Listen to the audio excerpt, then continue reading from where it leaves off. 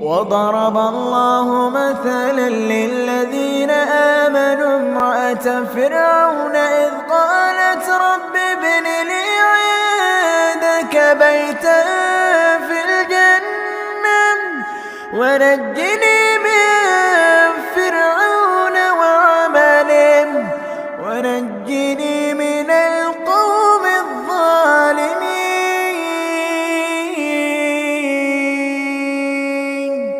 ومريم ابنة عمران التي